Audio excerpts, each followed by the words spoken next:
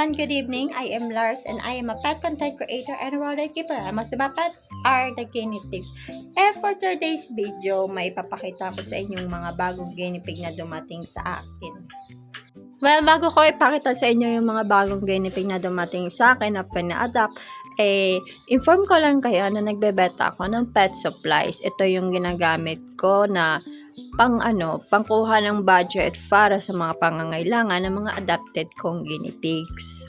Kasi instead of just asking money, nagbebenta ako para may nakukuha rin kayo. At the same time, you helping me earn para makaipon ng pambili ng pangangailangan ng aking mga rescued guinea pigs.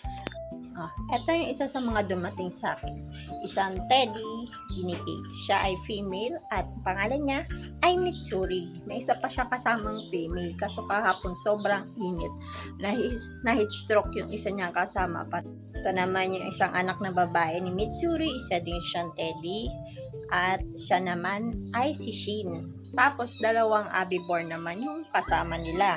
Ito naman si Obi. At ito wala itong pangalan. Kaya ang papangalan ko sa kanya ay Obama. Para Obi, Obama. Madaling tandaan. At yun lang for today's video. Bye mga weeks!